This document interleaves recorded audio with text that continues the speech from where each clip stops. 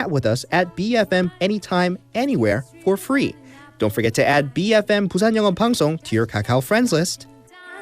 Man, I haven't got a chance. I call 지역 경제가 힘차게 출발합니다. 기업들이 고객을 향해 더 빨리 가려면 방송 광고라는 엑셀을 밟으세요.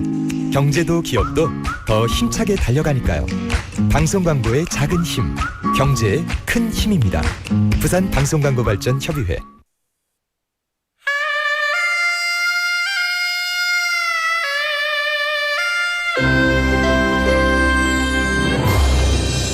The time is now 7 o'clock.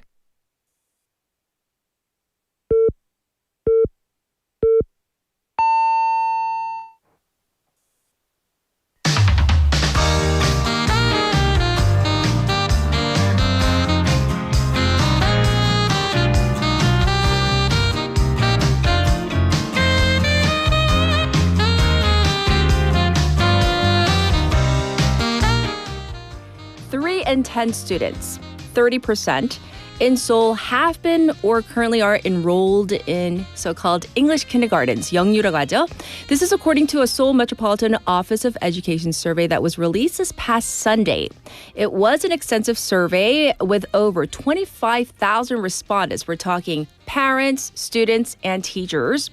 Even within Seoul, though, the gap is substantial. In Seocho and Gangnam districts, over 50% of parents surveyed said that their child is currently attending or has attended an English kindergarten. North of the Han River, so we're talking about Gangbuk, well, that average fell to under 15%, 15%. So I fully understand that this is a choice. You know, you're a parent or you're a guardian, and you make the choice that's the best fit for your child. But when I look at the generations of youth that are categorized as the Youngyu kids versus the non-Youngyu kids, the gap in education may spawn well beyond just kindergarten. It goes well into even maybe adulthood. So the question is this: is sending your kid to an English kindergarten a necessity these days? I'm Catherine. This is Morning Wave in Busan on Tuesday, March 17th on BEFM, 부산 영어 방송.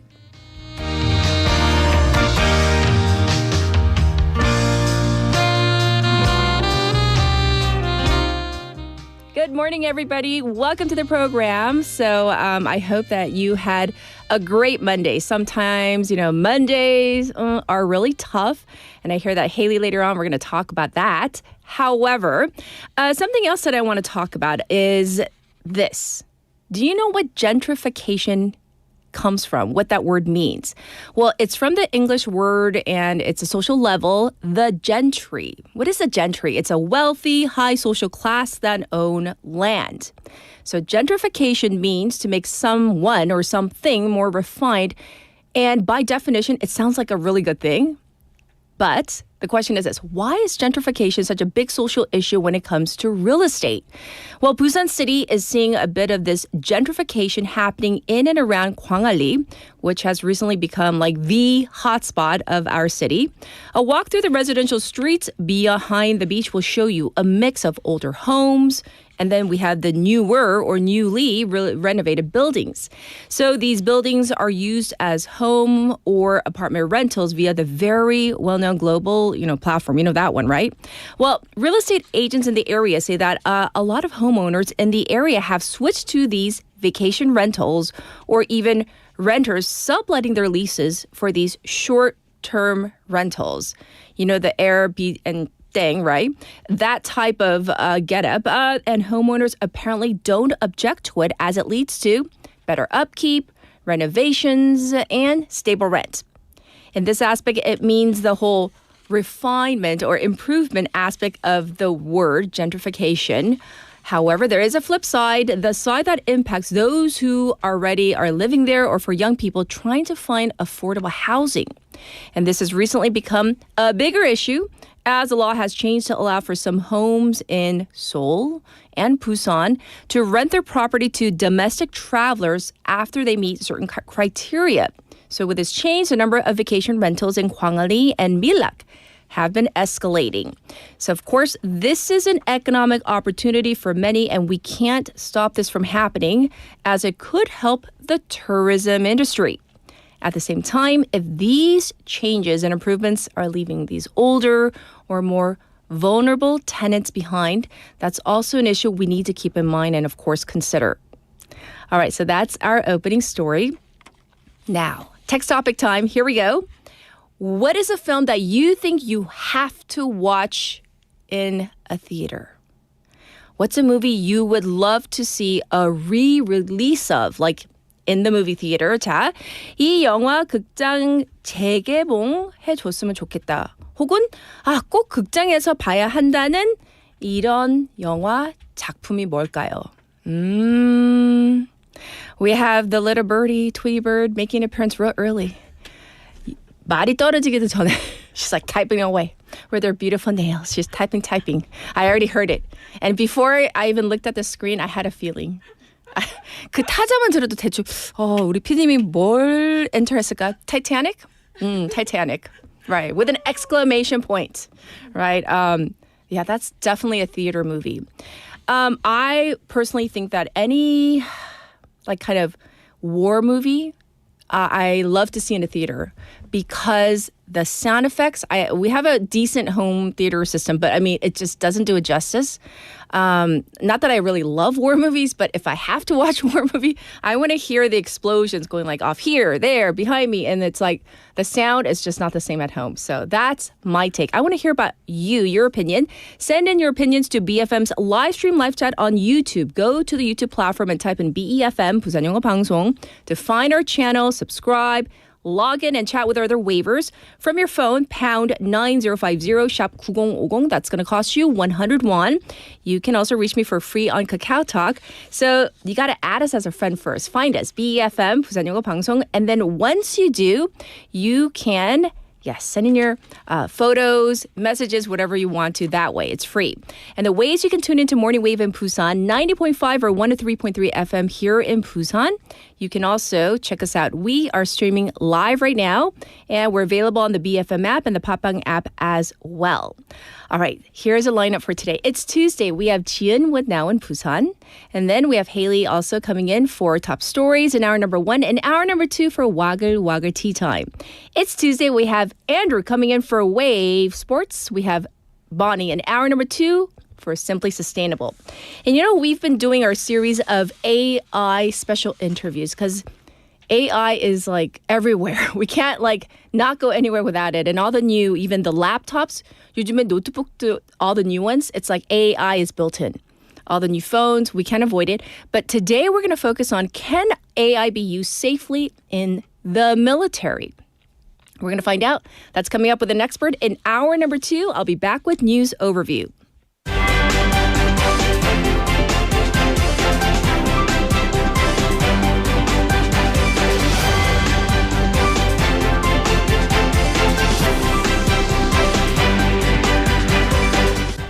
It's now 7:07 and this is News Overview. Foreign Minister Cho and Rubio hold phone talk to discuss Hormuz and Middle East issues. Foreign Minister Cho Hyun held a phone call with U.S. Secretary of State Marco Rubio at the request of the U.S. State Department, as President Donald Trump has been ramping up pressure on allies to send ships to the Strait of Hormuz.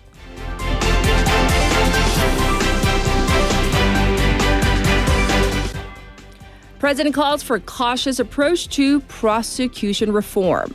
President Lee Jae-myung yesterday called for a measured and strategic approach to the ongoing prosecution reform to ensure it achieves its intended purpose, responding to hardline calls within the ruling Democratic Party.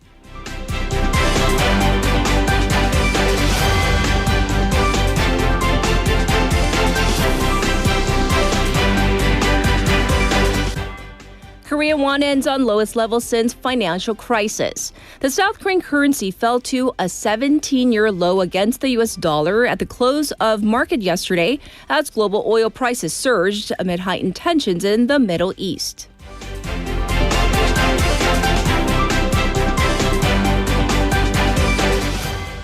Police launch audit into stalking murder case. The inspection division under the National Police Agency said it has launched a probe into the police's response to the alleged killing of a stalking victim by a man wearing an electronic ankle monitor.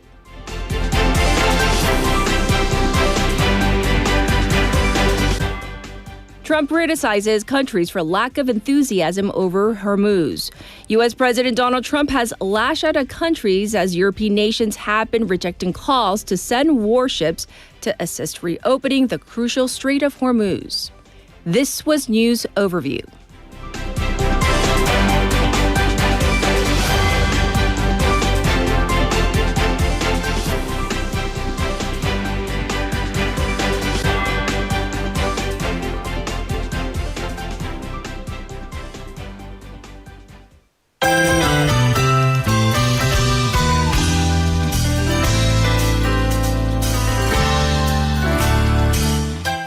It's time for Now in Busan. Let's check in with Chien. Good morning. Good morning. I hope your Monday was okay. It was okay. It was Monday. It was Monday. We'll just leave it at that. So we're talking about movies, films. So what is like a film or a type of genre that you think, hey, this is such a theater movie, or maybe you want to see it again in the theater? I was going to say Titanic. But Yes. Titanic and Mission Impossible movies. Yeah. and Interstellar. Interstellar. Definitely. I was thinking of Inception as well. Inception, yes. Inception is one that I would want to rewatch In the theater. Right. Yes, Oh, definitely. okay. But Titanic, yeah. But Titanic. I get it. Oh, well, thank you for sharing. We're going to course. jump into our first story. The Busan International Film Festival, BIFF, has received a major international recognition. So tell us about this. Yes, the Busan International Film Festival, known as BIFF or BIFF, has been officially designated as an A-list festival by the International Federation of Film Producers Associations, or FIAPF. Under its newly restructured accreditation system, this places BIFF among only 17 global festivals alongside Cannes, Berlin, and Venice. Wow, this is huge news. So how does a festival even qualify for this like A-list status?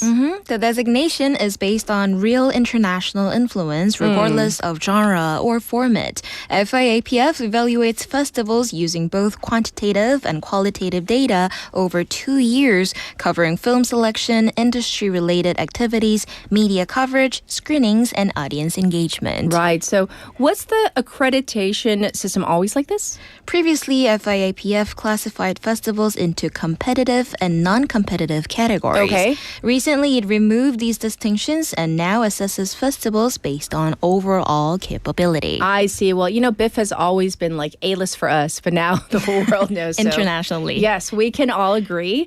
Let's move on. I hear Busan is launching a major new initiative for senior care. So what's Yes. happening? Busan City held a Reborn Project Vision Declaration, referring both to the idea of being reborn in later life and to ribbon-like connections between neighbors and generations, along with the launch ceremony for 10,000 대편 돌보미, or My Side caregivers.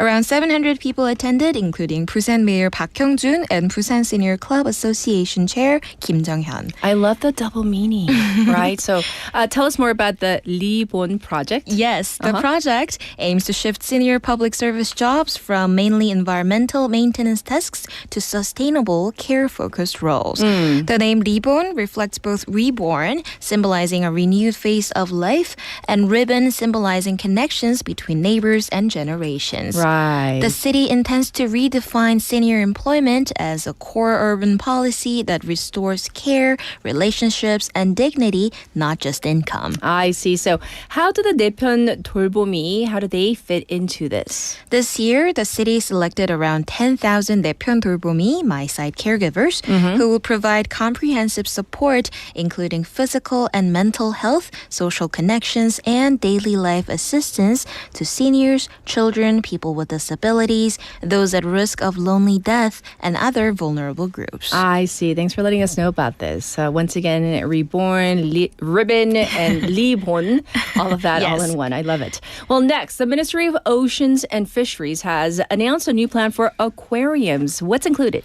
Yes, the ministry unveiled the second comprehensive aquarium management plan to strengthen animal welfare in aquariums and expand their role in marine ecosystem conservation and education.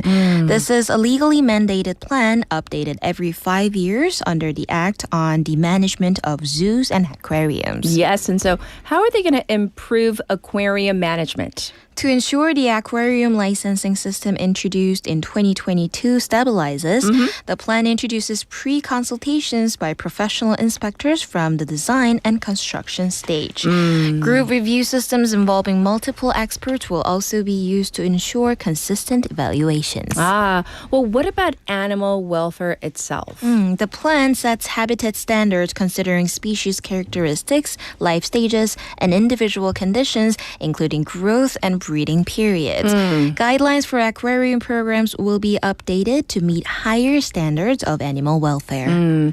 What about measures for conservation and research? Because that's also important. Yes, of course. Aquariums will play a stronger role in marine animal rescue and treatment with certification systems for institutions and individuals based on rescue performance. I see. Public research technologies will be transferred to private aquariums to help restore marine ecosystems, and a protection system will be established to care for animals if an aquarium closes. I see. Well, how's the government coordinating all of this? The National Marine Protective Species Center, currently under construction, will serve as the dedicated management body.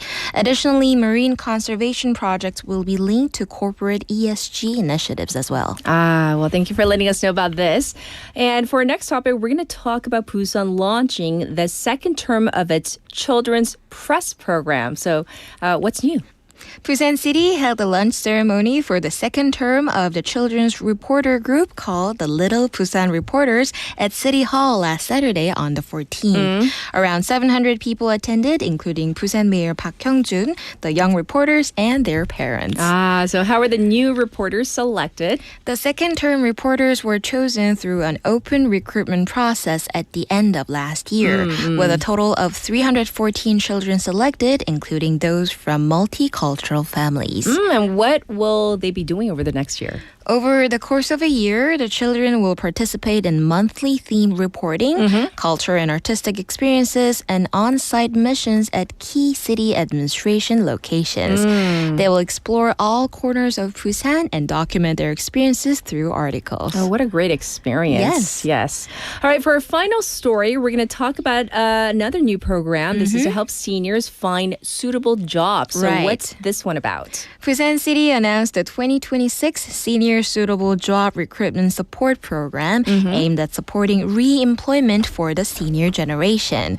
Companies in Busan that hire workers aged 60 or older in 10 sectors can receive partial wage support. Depending on working hours, companies can get up to 600,000 won per month for 8 months, totaling a maximum of 4.8 million won. Ooh, so are there incentives for the seniors themselves? Yes, senior employees hired through the program will receive an employment incentive of 100,000 won per month for up to 6 months, totaling 600,000 won. Okay, so I'm sure that'll help. Who's eligible to participate? Eligible companies must hire Busan residents aged 60 or older starting from January 1st, 2026, with at least 15 hours of work per week and employment contracts of 3 months or longer. All right. Well, thanks for telling us about all these different programs and updates regarding local Busan news. We'll check in with you tomorrow. Thank you, Jian. Thank you. All right, I'll be back with your traffic and weather.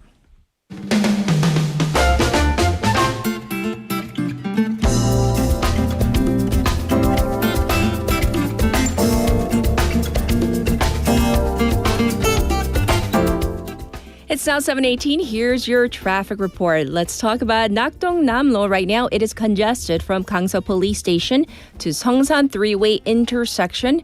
It's also backed up on Mandok-Sentum Expressway from the endpoint to Name Expressway, Gupo-Nakdonggang Bridge. There is traffic building on Dongso Overpass from Pomneko Ramp to Kegum. Also slow on Chungjangdaero from pier number 5 to pier number 3. Currently it's 7 degrees here in Busan. Under clear skies, it's going to go up to 15. Across the nation, bad air quality in the capital area and the western portion of the country with an ultrafine dust alert out in these areas. There's a big temperature gap between the morning low, daytime high. Some areas today, it's going to go all the way up to 18 degrees. So spring is definitely almost here. This was your traffic and weather.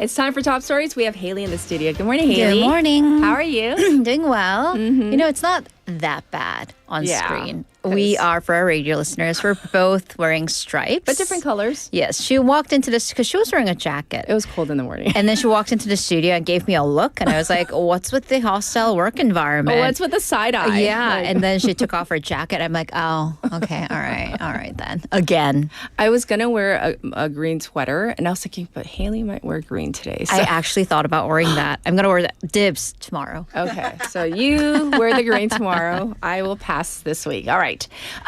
What movie would you love to see re-released, or you just think this is such a theater movie? I know for a fact that Avatar is a theater movie, full stop, because I watched it. I watched it like 10 minutes in on an airplane, and I was like, nope. And I had to turn it off because I was like, my eyeballs, cornea, iris, I'm like, they're just straining, trying to figure out what is happening with the blue dots. So I have never seen Avatar, unlike, I don't know, a good percentage of the population. Right. Niche. Well, it's a commercial major movie about Life of Pi, directed by Ang Lee. That's a good one. As I watched it in theaters. I think it was a real release, and I was really, really grateful because that is one of the reasons that like high resolution theater screens should be, are there. Beautiful. I watched that movie. Was it? I don't know. What is it called? 4D, where like the seats move. Oh yeah, I was like, 4D. Maybe not. I was like, so annoyed. Because so much was going on the screen. I am strictly a 2D girl. Like I don't really do IMAX. It's like too overwhelming. It is. And then 3D and 4D, it's overstimulating. No. Yeah, I agree. All right. Well, thank you for sharing. We're going to jump into our top stories. We're going to begin with U.S. President Donald Trump's request for allies to send warships to the Strait of Hormuz. Right, and things have been happening rapidly. So it was just on Saturday local time when Trump posted that first Truth Social post. Right. And the wording there was hopefully, naming 5 countries, including South Korea. And then on Sunday local time, Trump brought NATO, the North Atlantic Treaty Organization, into this, saying that NATO faces a, quote, a very bad future if American allies fail to assist in this operation to get ships out of the Strait of Hormuz. Right. And then he also said that he has demanded about 7 countries send warships, and he thinks he's getting a positive response. We'll get to the responses in a bit. Okay. But it is more than what Trump had previously posted the day before, where he explicitly named again South Korea, China, Japan, the UK, and France. Right. And then just hours ago, Monday local time, President Trump renewed these calls during a meeting that was not relevant. It was with the JFK Performing Arts Center. But during this meeting, he said that American military has protected allies and partners for a long time, that the U.S. has never asked for a reimbursement for this, and basically alluding that it is time they chip in. I see. So, well, he definitely, name-checked. He named names. He did. So Yes. he called on countries whose economies depend on the Strait of Hormuz. Here he said Japan gets 95%, referring to the crude oil. Right. China gets 90%. Many of the Europeans get quite a bit, and South Korea gets 35%. Right. And as for South Korea, President Trump also mentioned that there are 45,000 U.S. troops staying in, quote, some countries, alluding to South Korea, protecting that country. Although we do have to fact check this because President Trump has always claimed that there are over 40,000 U.S. forces stationed in Korea. The actual number is closer to 28,500 to be precise. But still, it is a clear sign of pressure that Trump is willing to maybe leverage U.S. powers, be it economic or military. Yes, yes. Well, now we want to get into the South Korean side. What does South Korea say regarding this? Right. So 청와대 said yesterday that it'll have to very carefully deliberate the request. And the Presidential Secretary for Public Affairs and Communications said that they should require sufficient discussions, not only within the government, but also with Washington, and that it needs adequate time. Yes. And also that the two sides are in close communication. 청와대 is also in the process of trying to determine the exact intention behind Trump's remarks and said that it needs to confirm the U.S. government's official stance before making a decision. But that was yesterday. Okay. That was yesterday when the official wording was hopefully. Yeah. Well, that's, could definitely change since then. So we're going to have to see what the top office's response is as it goes into work this morning. That's right. And not just those countries. President Trump really seems to be putting pressure on China as well. Right. And he's using the upcoming visit to Beijing as leverage. Well, also that upcoming is now kind of up in the air because speaking to reporters at the White House just hours ago, Trump said that he's requested a postponement to his visit to China by about a month, but he didn't actually give a specific timeline. Okay. Here, he stated that the reason was because he needs to remain in the U.S. for the ongoing military operation against Iran. However, the previous day in an interview with the Financial Times, Trump stated that China should help out because, again, they're getting 90% of their oil through Hormuz. And back then, he said that 2 weeks that's left until, well, at least when the meeting was supposed to be, is a very long time that anything could happen. So again, it seems to be all going back to the Hormuz request. That's right. Well, how have the affected countries responded? So we've talked about South Korea, and where it's kind of a wait and see, but the other countries? Right. And perhaps the reason that he's been ramping up the rhetoric is because in the past 24 hours or so, Europe has basically said no. Right. So European countries have ruled out sending warships to the Strait, including Germany. It said it's ruled out participation in any military activity. Yes. That seems to be the hardest line of all. As for Britain, the UK Prime Minister Keir Starmer said that the UK would not be drawn into wider war. But then it was also working on a viable plan. So a bit of a midline. Italy called for diplomacy. Coming to Japan, Japan said that it is not sending warships at the moment to help reopen the strait. And this was a statement via its defense minister, Shinjiro Koizumi, addressing the parliament. Australia also confirmed that it is not sending ships. I see. So that's the latest. But, this is a very fluid situation with lots of discussions and posts on social media. So we'll see. Well, let's move on to a domestic issue. South Korea is seeing a rise in several livestock diseases. Right. So there are concerns over animal quarantine and subsequent price hikes. They're growing as the country is battling 3 livestock-related diseases. Yes. So these are highly pathogenic avian influenza, AI, or bird flu. The second, African swine fever, ASF, and the final one, foot and mouth disease, or FMD. Right. So currently, all 3 diseases are at their highest respective alert levels, and a special quarantine period has been extended to the end of this month. And all 3 of these diseases are categorized by the World Organization for Animal Health as Class A diseases. Yes. That means that they're known to be fast transmitting and have big impacts on international trade. Right. So we need to know, how serious is the situation? Right. So according to the Ministry of Agriculture, Food and Rural Affairs yesterday, the number of AI or bird flu cases at poultry farms that has come to 56. That is considered quite high. It's also been quite widespread across 4 provinces, including at an egg farm located in the Pocheon, and that is the country's biggest egg-producing region. ASF has also hit 22 cases, and that is the highest ever.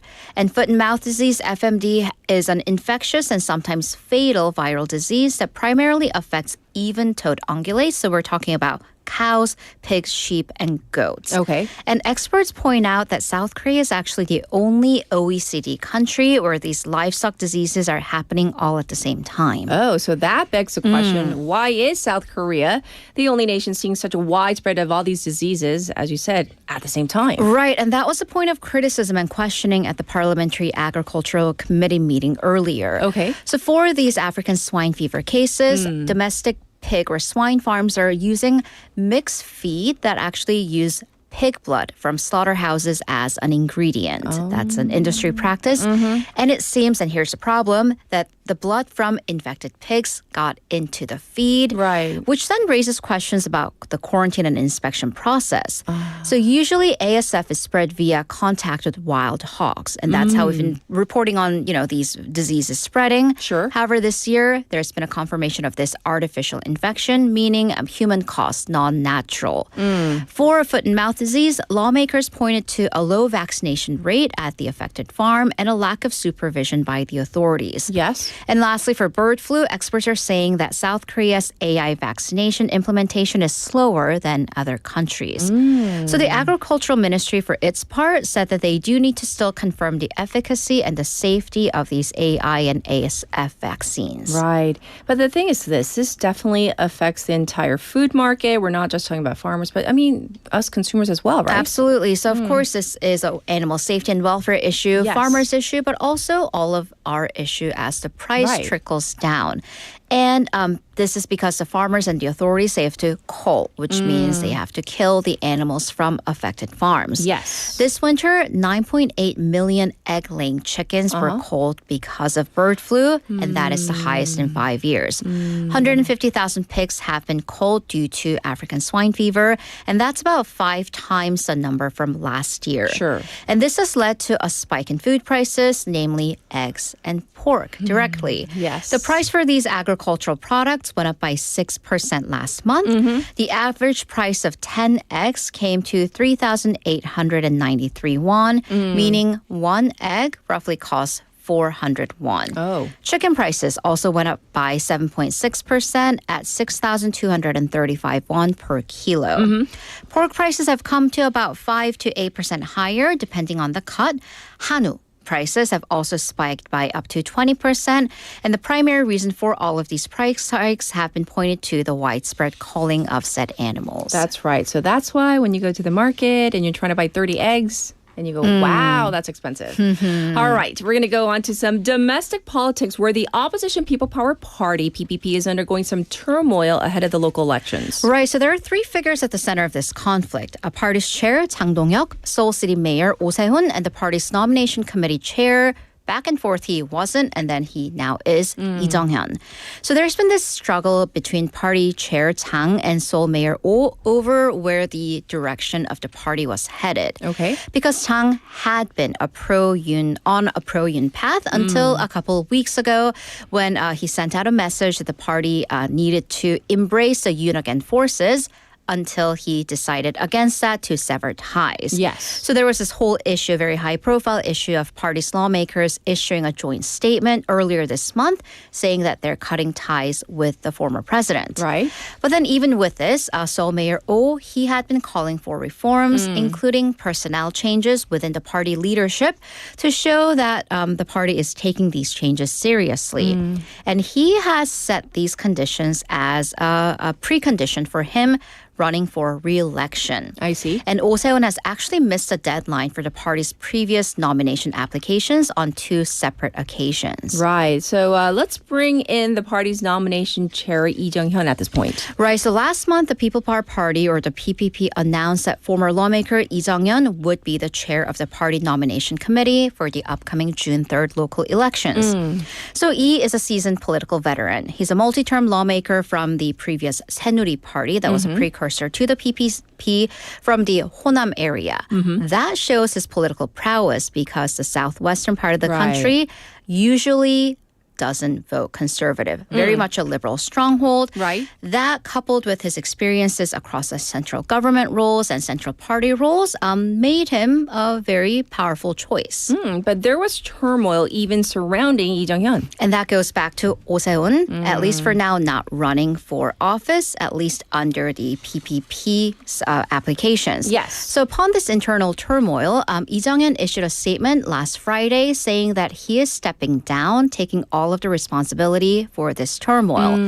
Pundits say that Oh's decision not to run, on top of the clashes that he's had with the party leadership over the Busan and Daegu races, likely led to this decision. Right. However, isn't he back? He's He back, is. right? Thus the turmoil. Yes. So it was quite a busy weekend because Right. Jang Dong-hyuk had to go into damage control mode, posted on social media asking Lee to come back, and they actually met in person on Saturday. And Jang gave Lee all authority over nominations. So in a very quick turnaround on Sunday, Lee Jung-hyun issued a statement saying that this may seem shameless for him to kind of come back on the issue, but he's coming back to the position with apologies, saying that he will change all of the establishment rules and customs and also take all the responsibility and criticism that may ensue from this process. Right. So does this mean that Oh Se-hun is also coming back to the race? Well, that's what the party is hoping for, or at least what Lee Jung-hyun is hoping for. The nomination committee actually issued another extension notification for the Seoul mayoral candidate application.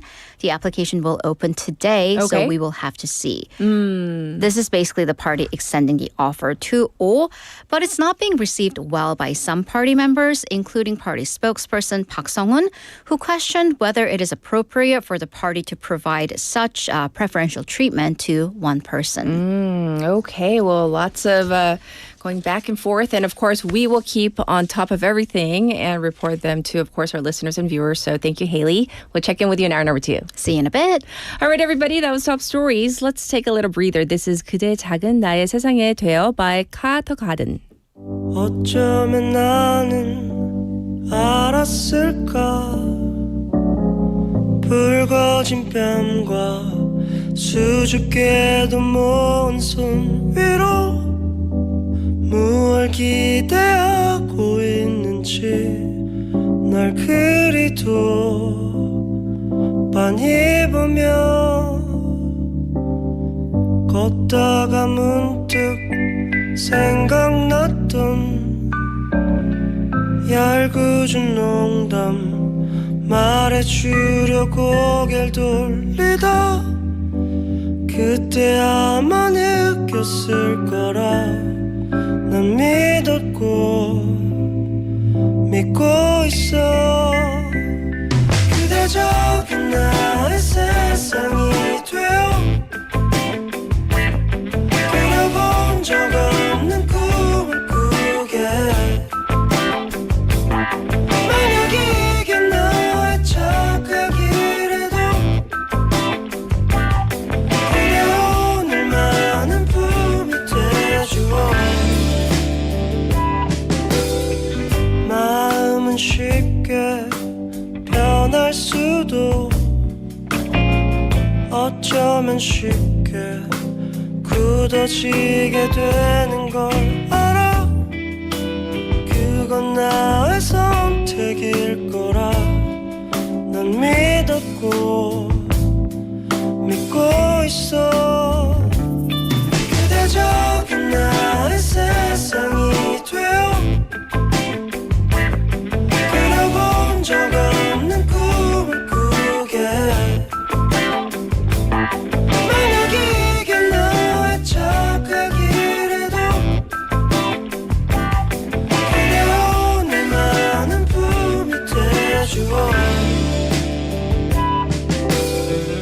난 말했었지 날 믿어보겠다고 그건 아주 큰 사랑이야 그대 적은 나의 세상이 되어 그려본 적 없는 꿈을 꾸게 만약 이게 나의 착각이라도 그래 오늘만은 봄이 돼주어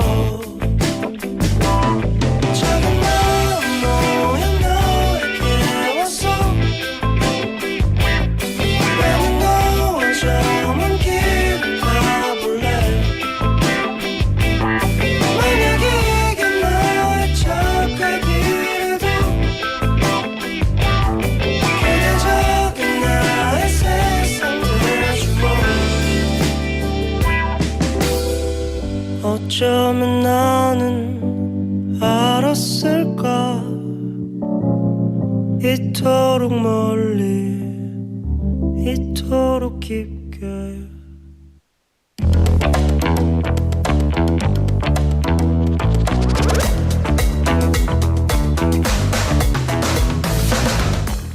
It is time for Wave Sports, and we have a new guest filling in for Andrew today. Yeah. Oh my Yeah. God, my eyes. Okay, for those of you who are not on our YouTube channel right now, You should be. You should be because You should be. we have Mr. Leprechaun. Happy St. Patrick's Day. Happy St. Patrick's Day. I was trying to get the hair to go up a little higher here. And I thought you were going to like bust out with a trotto. No. Yeah. 왜? I should have. I should have done a little bit of homework there and had a rehearsal. Yes. Yeah? Oh, that jacket Oh. brings out the green in your eyes. Yeah. Happy Where did St. you get Patrick's that? Day to everyone. There is a story behind this jacket. I don't think it makes me a criminal, but I might be saying something too much. I rented this jacket from And you didn't return it? a costume shop. Oh. Okay. But Guess. the thing was, I rented it, but you have to put a deposit down when you Right, rent right, something, right. which I think was like 30 or 40,000 won, which is way more than this jacket is worth. Yes. Right? So I think I probably paid for about purchased 7 it. or 8 of these jackets. Yeah. I get it. So, yeah, I don't know. We have a message for you. Yeah, let's hear it. Come on. Kevin Pak. Andrew, how Top much of the morning to you. How much beer have you had today, bro? Not Or maybe you're gonna have later. No, just some water in the jongi cup. Yes. I have my Maybe a little there. Bonnie's coming in today later. So Oh, yeah. I have my- Yeah, fair enough. Get rid of the plastic. yeah. Oh, I forgot. Yes. There we go. All right. So, are you get okay? So my eyes, I can't like. I love it. I can't love look at you for the entire segment. There's some 'cause more you're green on blinding this me. shirt here too. Right. It doesn't match. It shouldn't be wearing under this shirt. but Okay, I let's was not like, strip down. yeah, Okay. okay. Here we go. But wait till you see. No, sorry. Oh no. That's only for your wife. I your love lovely when Petey wife. starts laughing. It's great. So we're going to kick things off here with the Paralympics. Yes. They concluded over the weekend in Milano Cortina, which kind of wraps up a little over a month in Italy for the whole Olympic program. Yes. Now, South Korea finished the 2026 Milano, I was going to say Milano Cortina Winter Paralympics in 13th place in the medal table, collecting 7 total medals. So that's 2 gold, 4 silver, and 1 bronze. But, I mean, yes, congratulations to all the athletes. But come on. There is only one that can stand out. Superstar. Para cross country has a new superstar. Teenage dreams have come true in Milano Cortina. Kim Young-ji, gold medal winner of the 20-kilometer cross country.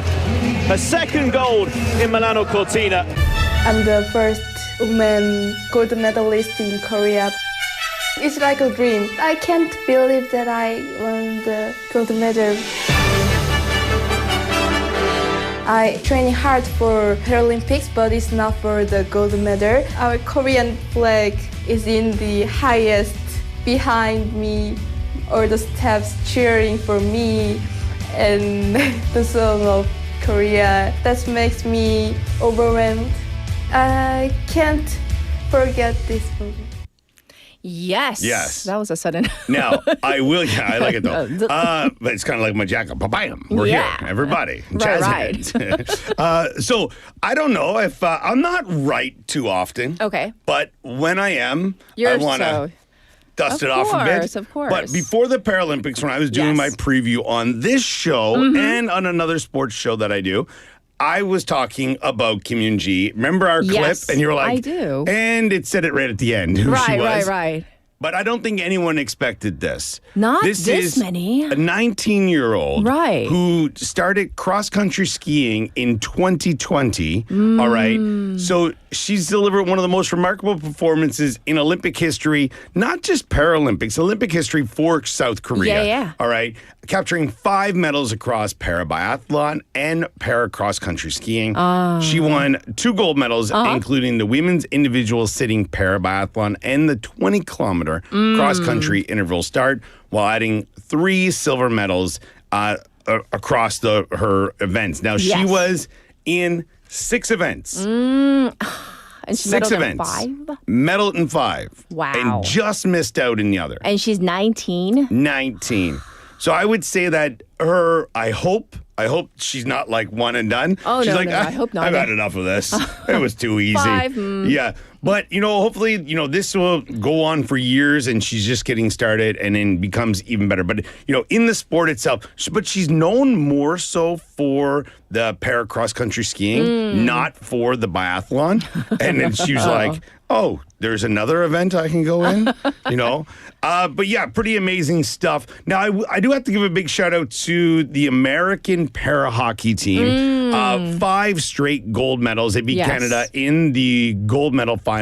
It is the first time in history. This does pain me to say it. I grimace a bit, but I have to report the news, as they say. Yes. That a team has won the men's, the women's, and the para hockey gold. The trifecta, they a clean sweep. Congratulations to them. But also, a lot of inspiration here. These athletes give people out there, maybe a second chance or a first chance at the sporting world.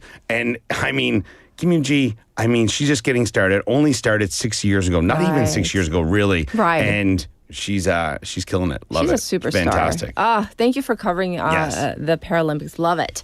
All right. Let's move on to our next topic, which is, are we saying Staying on the ice. Staying on the ice. Some Olympic athletes here were in competition. So South Korea delivered a strong performance at the ISU World Short Track Speed Skating Championships over the weekend in Montreal, highlighted by 2 standouts here. Now, Lim Jong-un captured a gold medal in the men's 1,000 and 1,500 meter, showcasing, his speed. And I just believe, it's something, I'm not saying the other guys need to just move along, but the young bloods coming in, I like it. Yeah, I know what you're talking about. Some new faces. Right. Some new faces, all right? And then on the women's side, Lamborghini was at it again, and also picking up a gold in the 1,000 and 1,500 meter. This is just carrying on from the Olympics for her, and I think that they're going to be a force to reckon with for years to come. Yay. I hope so. I love it. Once again, the new crop of skaters. Yes. Kudos to all the veterans, though. Of course, they literally, paved the ice, right? Paved the road. But I think there was, some hope for the relay teams to do a little bit better. It just wasn't their weekend. Well, it's okay. It's okay. Yeah. There's always next time. Yeah. All right. So we have some big news from Down Under. Yeah, so this is from down under, but it's the women's Asia Cup. Sorry, it's been in the spotlight a lot lately. There's a whole political reasons and things like that. But South Korea women's national team is through to the semifinals of the AFC Women's Asian Cup in Australia after an impressive 6-0 win over Uzbekistan in the quarterfinals.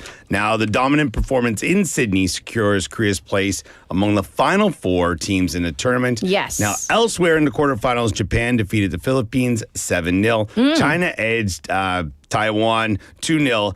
And then Australia beat North Korea 2-1 to round out the semifinal. A lot of people thought that Australia-North Korea game was going to be a little bit more lopsided than it was. Yeah. But it was a testy affair, we'll say. Okay. So that sets up the semifinals here. So China will face Australia. That is tonight. I believe kickoff for that is at 6 p.m. Okay. And then South Korea will meet powerhouse Japan in what promises to be a highly, anticipated match. That's tomorrow night at 6 p.m. And I would say, if you looked at everything that went on through the tournament, whoever wins against in the Japan and Korea game, I think they'll probably be one of the favorites moving on to the final. Okay. So I would say Korea get past Japan. Obviously, job not done, especially if the home field advantage and, Australia make it through to the final. Yes. But I would say they have a really good shot. But it's going to be a tough game against Japan tomorrow night. Yes. Well, I hope that a lot of people tune in to lend their full support for the women's team. All right. So moving right along, I hear that we have some information. Yeah, I like how you put it as information because it's not exactly finalized. Right. I think it's a little more than speculation. Okay. So what are we because talking about? of who it's coming from. So Iran's participation in the 2026 FIFA World Cup, which will be hosted by the United States, Canada, and Mexico, remains in doubt after comments from the country's sports leadership. Yes. Now, Iran's Minister of Sport and Youth, Ahmad Danyamali, recently said that the nations may not be in a position to participate following the escalate, everything that's going on in the region. Sure. All right. And then also that, because their leader was essentially assassinated is what these are coming up from them. People, these are not exactly my words. He's just reporting. Yeah, okay. Repeating words. He said it's safety concerns for the players and the country's ongoing conflicts as major reasons why the team might not travel to the tournament this summer. Now, this is on the back of everything that went on in Mexico, after, the leader of another faction, we'll say, was arrested, and then it just caused chaos in a lot of places in Mexico. And, but we haven't really heard anything about that since that was the news cycle 2.5, 3 weeks ago. Yes. And this is what's going on now. Right. All still important.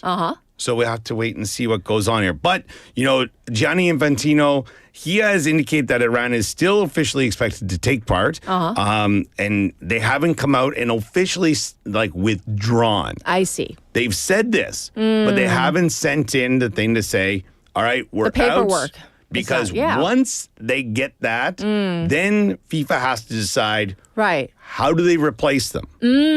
Because there are a few different ways they're going to go about this, because there are some qualification matches in place. And then, so do they just bump one of them to that Iran's place and then move another team into the qualification? The logistics. Bunch of hoopla. Yeah. So definitely with what's going on in Iran, it's a big, big question mark, right? Yeah, so we'll have to wait and see. I think the next few weeks are going to be the telltale for all of this, but I also think that it might be the point of no return for them to be able to trust the American government, the safety of their players, which they've come out and said it's not an issue with the trust, but, it's one side saying one thing and the other side saying the other. Of course. Exactly. Well, what we were so ready to jump into this sports news. I forgot to ask your text topic. Oh, yeah, let's which hear is it. about my favorite color. movies. movies. Yes. So what is a film that you would love to see re-released, basically,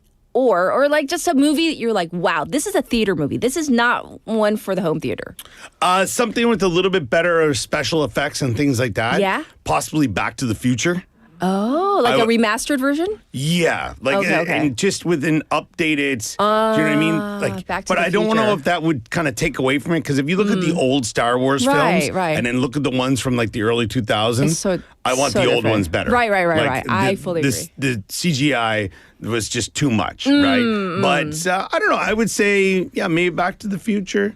Or maybe I want to say I'm a big mobster movie fan. Oh. So like Goodfellas or The Godfather. Goodfellas. But I think the fact that they were filmed, back, in the day, 30, 40 years ago now, that it also adds to it, because it adds that little bit of a griminess to it. But I like that grimy. Yeah, no, that's what I'm saying. So I don't know. Yeah, maybe something like that. All right. Yeah. Well, anybody, any comments? Oh, yeah. So here we go. I was saving them for tab. Aside from the ones I already read, they're calling you Andrew. 오늘 Mr. 트로트. We need to hear you sing, because people are saying, 노래 자랑 가시나요? Are you going to? You'll have to tune in next time. We're out of time, everybody. No. For no, that's it. I'm not singing. Yeah, I'm not singing, no. Yeah, I get you. It's okay. All right. Well, you've blinded us with your fashion today, and we will check in with you next week. Happy St. Patrick's Day, everybody. Bye-bye. That's right. Everybody, this was Andrew, unforgettable today, as he always is. We have more in hour number 2, but this is Counting Stars by One Republic. Enjoy and come back at 8. Dreaming about the things that we could be. But baby, I've been praying hard. Said no more counting dollars, we'll be counting stars. Yeah, we'll be counting stars.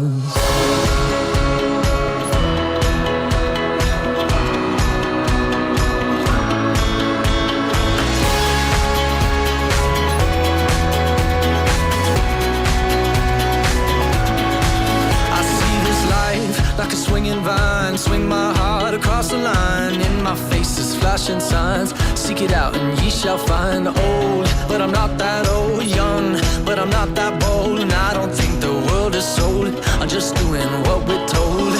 I feel something so right, doing the wrong thing. And I feel something so wrong, doing the right thing. I could lie, couldn't lie, could lie. Everything that kills me makes me feel alive. I've been losing sleep, dreaming about the things that we could be. Baby, I've been praying hard. Said no more counting dollars, we'll be counting stars. Lately, I've been losing sleep, dreaming about the things that we could be. Baby, I've been praying hard. Said no more counting dollars, we'll be counting stars. Hey.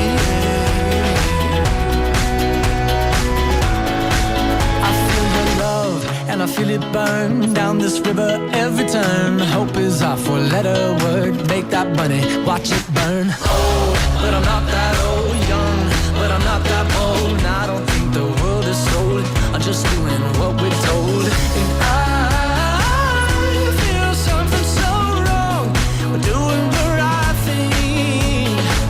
I could lie, couldn't lie, could lie. Everything that drowns me makes me wanna fly. I've been losing sleep, dreaming about the things that we could be. Baby, I've been praying hard. Said no more counting dollars, we'll be counting stars. Lately, I've been losing sleep, dreaming about the things that we could be. But baby, I've been praying hard. Said no more counting dollars, we'll be counting stars. Oh, take that money, watch it burn, sink in the river, the lessons I learned. Take that money, watch it burn, sink in the river, the lessons I learned. Take that money, watch it burn, sink in the river, the lessons I learned. Take that money, watch it burn, sink in the river, the lessons I learned. Everything that kills me.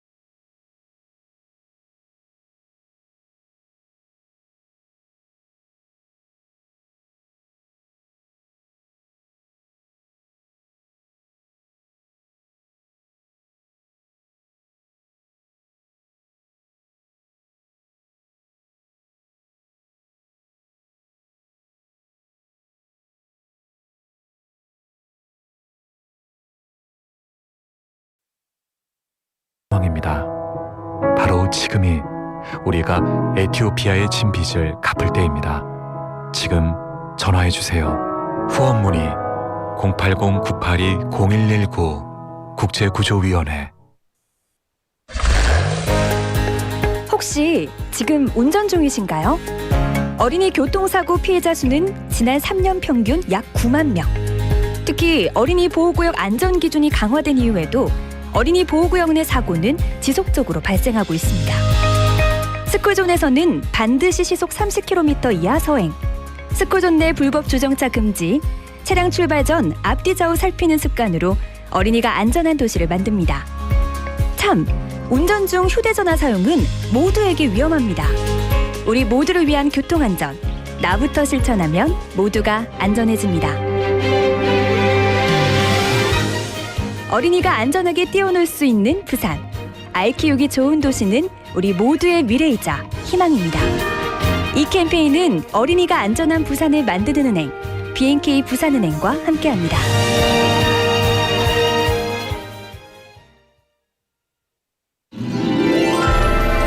아이들과 함께 영어를 쉽고 재밌게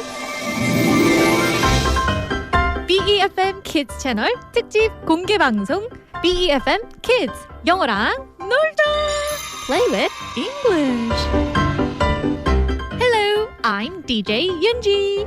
글로벌 다디 샘 해밍턴과 윌 벤더스, 영어 교육가 이보영, 그리고 귀염둥이 부기까지 총 출동합니다. 선물이 팡팡 영어 퀴즈, 신나는 싱얼롱 타임까지 절대 놓치면 안 되겠죠? 영어가 더 재밌어지는 시간 3월 28일 토요일 오후 2시 영도 국립해양박물관 1층 로비에서 만나요. 신청 및 자세한 내용은 부산영어방송 홈페이지를 참고해 주세요. 지금 방송 광고라는 부메랑을 던져보세요. 소비자를 향해 정확히 날아가는 광고. 힘차게 돌아가는 경제. 부메랑처럼 다시 기업의 이익으로 되돌아오니까요. 방송 광고, 경제에 큰 힘이 됩니다. 부산 방송광고발전협의회.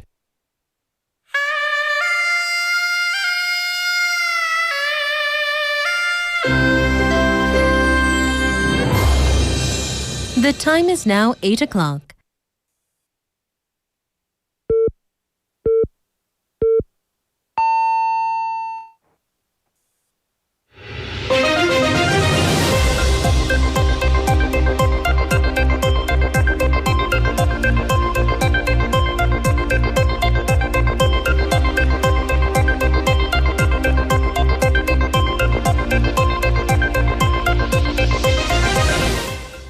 Welcome back, everybody. This is 8 o'clock Spotlight News. Foreign Minister TUE and Rubio hold phone talk to discuss Hormuz and Middle East issues. Foreign Minister Cho Hyun held a phone call with U.S. Secretary of State Marco Rubio at the request of the U.S. State Department, as President Donald Trump has been ramping up pressure on allies to send ships to the Strait of Hormuz. According to Seoul's foreign ministry, Rubio also stressed the importance of global cooperation to ensure security in the Strait of Hormuz to stabilize oil prices and call for close consultation between the two allies. Cho expressed gratitude to the U.S. for helping South Korea evacuate its nationals in the region and sought Washington's continued support in the matter.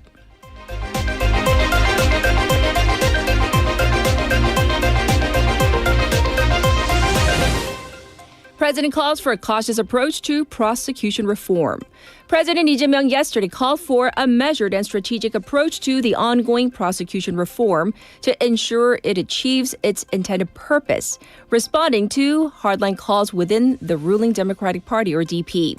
The comments come as some DP hardliners have been pushing for far-reaching reforms, including renaming the Prosecutor General the chief of the indictment agency. He said that renaming the title of Prosecutor General would leave room for a constitutional argument and that actual results are more important in the reform.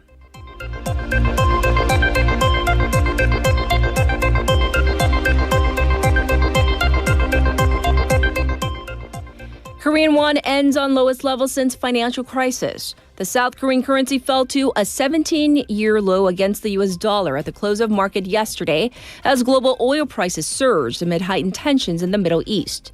The won was quoted at 1,497.5 per dollar, marking its weakest level since March 10, 2009 during the global financial crisis. The won opened at 1,501 won per dollar yesterday, breaching the significant psychological and technical barrier of the 1,501 mark for the first time in regular trading hours since the financial crisis.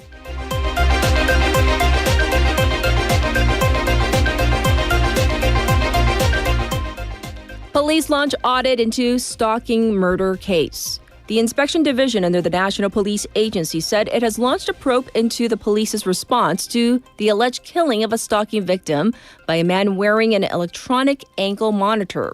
Earlier in the day, President Lee Jae-myung ordered for an audit into the police's response, saying that it seems to have been delayed and far below the people's standards. The police have also requested an arrest warrant for the suspect after consulting the prosecution, and a court hearing will be held today.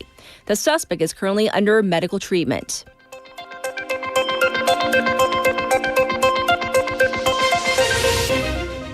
Trump criticizes countries for lack of enthusiasm over Horumus.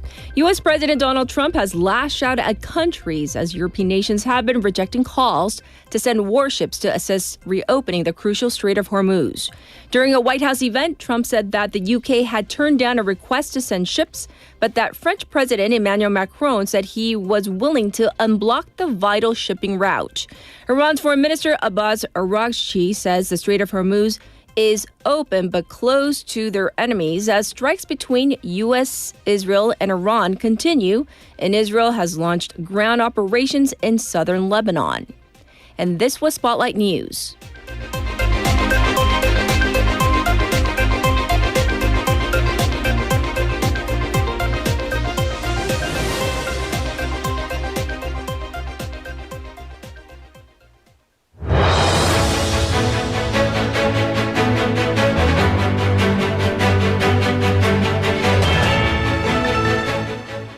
It's time for a special interview on this Tuesday morning. Recently, U.S.-based AI company Anthropic filed a lawsuit against the United States Department of Defense after the Pentagon labeled the company a supply chain risk and moved to block it from government work. And the dispute has reignited debate within the tech industry about how artificial intelligence, AI, should be used in warfare and whether companies should place limits on military use of their technology. Anthropic argues that the government's decision to blacklist the company violates its First Amendment rights. Well, today we want to take a closer look at this unusual clash between a major AI firm and the U.S. military, and what it could mean for the future of AI in defense and the ethical boundaries surrounding its use. Joining us is Dr. Ahmed Banafa, professor of general engineering at San Jose State University, a distinguished expert in artificial intelligence, cybersecurity, and emerging technologies. Hi, how are you? I'm doing good, Catherine. How are you? Great. I would want to, for a first question, if you could briefly explain what this dispute is exactly. Because we're talking on one end, the U.S. Department of Defense, and then on the other, this company, Anthropic. So what is this about? Well, here's what happened. There is a contract between the Department of Defense, or Department of War now, and Anthropic for $200 million so they can use their model, which is Claude. And Claude itself is one of the best in the market when it comes to something called safety and alignment, meaning they understand the customer better and there is less hallucination, means less errors. So this contract between the Department of Defense and Anthropic has some kind of, legal issues.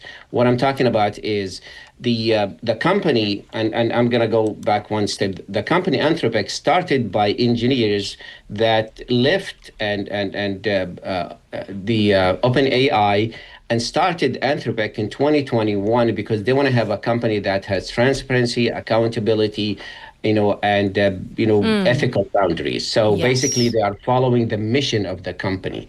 So there are two points that is really the source of all this issue between the company and the Department of Defense. The first one is part of the legal agreement between them. The company insisted on that their system, their AI model, cannot be used for mass surveillance of U.S. citizens, basically going through their data if it's collected by other companies and now need to be processed. Number two is the model cannot be used for the autonomous lethal weapons that can make decision by itself. They say, we don't know if they make a mistake, who's responsible for that? I see. So very interesting, those two prongs. And so in terms of the technology, what exactly is Anthropic's AI system? What can it do? And how could this be used in military operations? That's a good question. As a system by itself, it's not to stand alone. Basically, what happened, the information will be gathered by Palantir, for example, another company, another big company. And this company will feed it into the system of Anthropic, Claude, and it's going to process it. For example, just to be specific about it, we're talking about massive amount of text, images, data, picture, satellite picture movement of the enemy, hardware. All of these kind of data will be processed, and they will be given to the top management or the top, generals to make a decision about what's going to be next. And this is how the strength of the model itself. I see. Thanks for explaining for our listeners here. One issue in this dispute, from what I understand, involves the limits on how AI can be used. So Anthropic has said that it does not want its technology to be used for things like mass surveillance, as you said, or the fully autonomous weapons. But what kind of rules is the company trying to put in place for the use of its AI? So obviously it doesn't want, it wants to limit the scope, I guess, of the usage of a system, correct?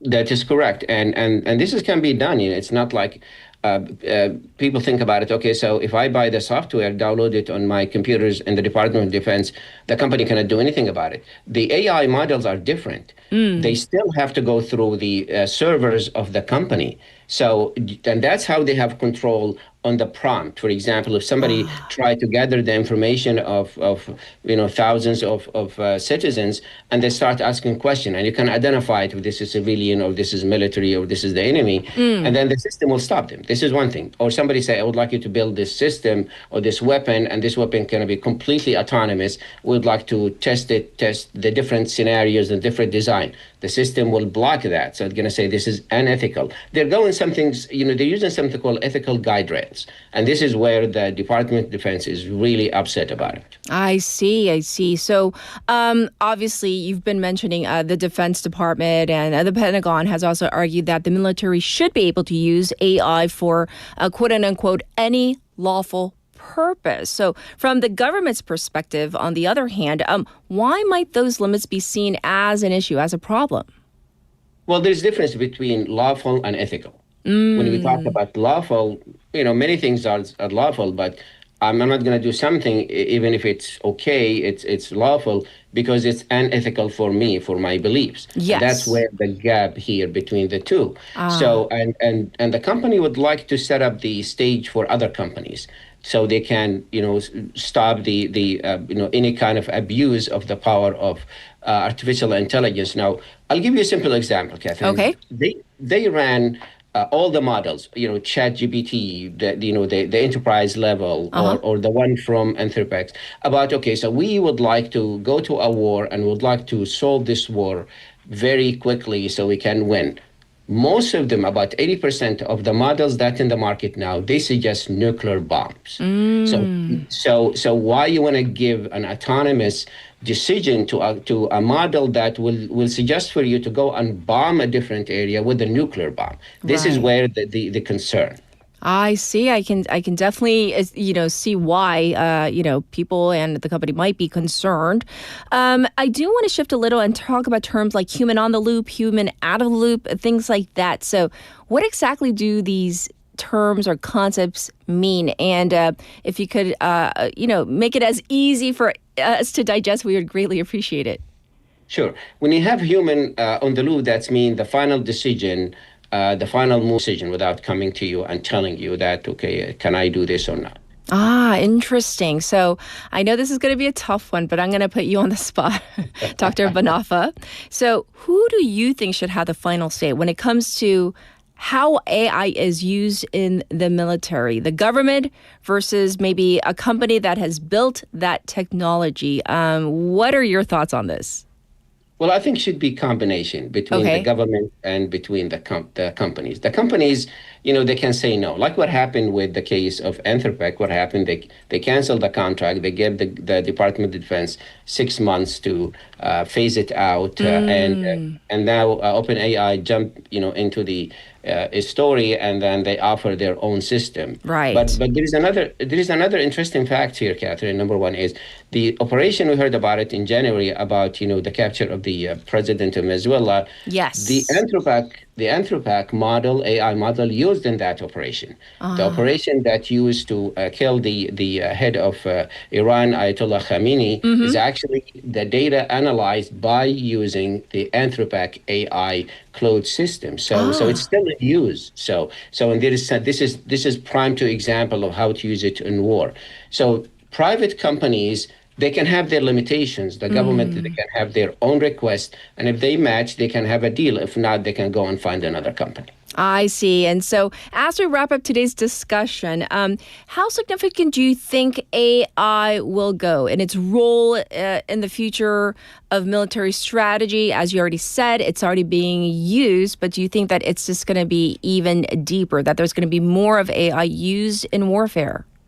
Absolutely. I see that the AI will be used for intelligent analysis, can be used for autonomous systems, cybersecurity operation, and also the decision-making support. It's going to be augmented to the soldiers, to the generals, so they can have the decision quickly. Because when you're talking about a battlefield, you're talking about data coming from everywhere. Right. And if you have analysts sitting there, a human analyst, it's going to take a while for them to get to that decision. But if you have the AI, you can have all kind of scenarios with the consequences for each one of the scenarios, quickly. Just a simple example. Let's say that somebody sent 200 of drones, swarms of drones. You're collecting information about it. You want to make a decision where you're going to direct them. You're going to make a decision about which one going to hit, which one not going to hit. This cannot be done by human. AI has to be involved in making the decision, having the best scenario. I see. Well, thank you so much for shedding your expertise and, of course, giving us your opinions as well on this very hot topic. Wishing you the very best. Thank you, Dr. Banafa.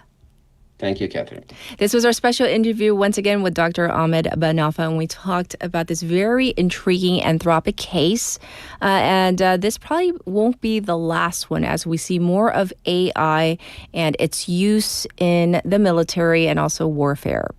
All right, I'll be back with your traffic and weather. Good morning. Good morning. Good morning입니다. Good morning. 좋은 아침입니다. Morning wave in Busan. Morning wave in Busan. Morning wave in Busan. Major news, local buzz, and expert takes. It's all here on Morning Wave in Busan. Brighten up your morning commute with Morning Wave in Busan. Morning wave in Busan.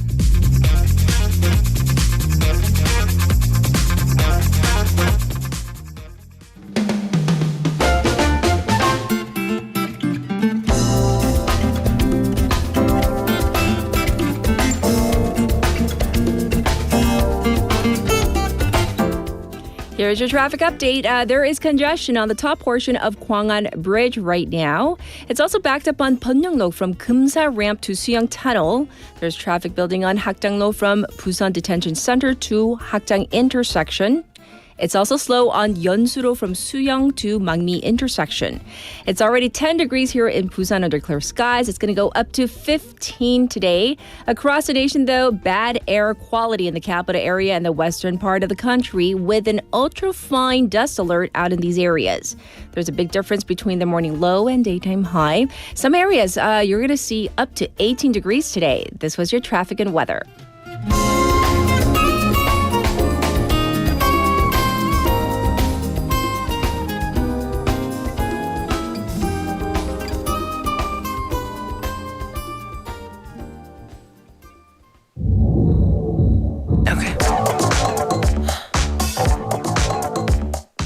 This is Dua Lipa's Houdini.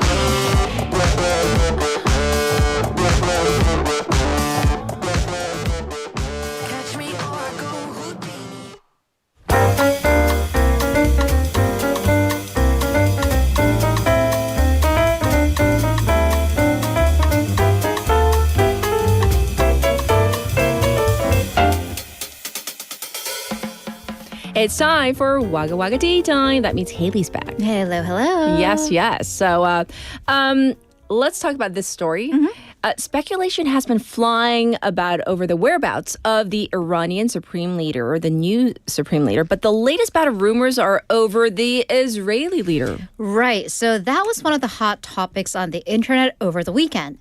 Is Benjamin Netanyahu dead? I know. I was like, what? Right. Did I miss the alert? Excuse me? Yes. So, number one, Benjamin Netanyahu, the Israeli prime minister, he was conspicuously absent at a very important military council meeting on Saturday where all the top military officials were there. Yes. But the video that really lit fire to the rumors was this televised address because in one shot, his hand appears awkward. There's a bit of flesh that makes it look like he has 6 fingers on one hand. Oh. And that's the thing. It's a telltale sign of AI-generated video because AI, being artificial intelligence, is notorious for getting weird human details wrong. Yes. Including the number of fingers on one hand. And you can, again, that would be his right hand, but that's to our left. So that there's a bit of, finger-ish 1, 2, flesh. 3, 4, 5. Oh, Yeah. So what's going on? that's kind of a telltale AI sign. So the rumor gained further momentum when an American conservative commentator, Candace Owens, she questioned Netanyahu's purported disappearance and asked why his office was, posting and deleting these so-called fake AI videos. Ah, interesting. Well, obviously, the fact that we're dealing with this story on the segment indicates that these are just rumors. They were rumors, right? If these were true, we would be dealing with them in like our breaking number news. one, breaking news, top stories, highlights. So this is Wagga Wagga after all. Yes. He's fine. He's okay. alive. And the Prime Minister's office dismissed the reports about Netanyahu's health as fake news. They said that the Prime Minister is fine. Netanyahu himself kind of joined in on the rumors, or at least making fun of it. Okay. He posted a different video, and he was drinking coffee at this local cafe. As you can see, he holds up his hands. He says, "Do you want to count the fingers?" And he kind of jokes that he's quote unquote dying for this coffee. I see. Dying. yeah. I get it. Yeah. Should have held up his other hand, but anyway. Maybe it was transposed. I don't know. All right. Interesting. Next up, let's talk about the prevalence of this appetite suppressant drugs. So, I mean, that's a mouthful, right? That is a mouthful. Diet pills, commonly said. And I know summer's coming up, and the term bikini season makes me roll my eyeballs so hard. Wear whatever you want. Yes. But unfortunately, weight loss pills, diet pills, appetite suppressant drugs are very common. Yes. Too common and unnecessary. So this is according to the Korea Institute for Health and Social Affairs report on the public's perception of abuse of medication. Okay. So it surveyed 257 people about their experiences with these diet pills. And keep in mind that when I say diet pills, that's just a shortened version, colloquial version of appetite suppressant drugs. Yes. So the Korean Society for Study of Obesity, their guideline says that these appetite suppressant drugs should be used with doctors' prescriptions and guidance for those who have a body mass index of 27 or above. So that would be those who are diagnosed with obesity. Okay. Importantly, for a short period of time. Oh. However, nearly 60% of people who took these pills were not obese. So they were actually in lightly overweight to a normal range, but they still wanted to lose weight. Yes. By contrast, 34.6% were diagnosed as obese by a doctor and took these as a treatment. So again, these drugs are being used by only about a little over a third as actual treatment. And that 60% number is eye-opening. Yes. Also, there was 8.9% who were recommended such medication by those around them, and even 3.9% who took them out of curiosity. Yes. Taking medication out of curiosity is a big no-no. No, that's a hard no. And like with any medication, these appetite suppressants should never be taken without, as you said, without a doctor's supervision. And also, you need a prescription, from what I understand. Right. I was curious. No. Right. And then here's the problem, because there are some medical professionals who kind of write out these prescriptions. And I know from anecdotal evidence from those around me who have never seen that doctor. Oh, really? Yeah. There's a market. I'm not, please don't. Yeah. Please I'm like, Right. And it showed because, again, any medication can have side effects. Okay. And 73.5% of people who took the medication reported side effects. So most common, dry mouth. Okay. Palpitations, that's like 두근거림. Insomnia, well over 60%. Sure. A quarter, though, more serious, depression. Changes in personality and anxiety.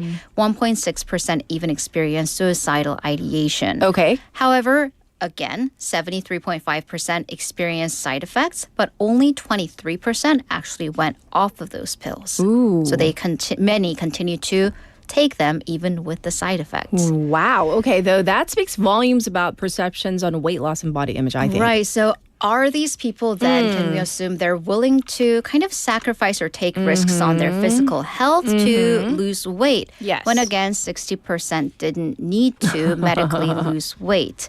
So the report said that there is the social atmosphere that objectifies and glorifies one's looks.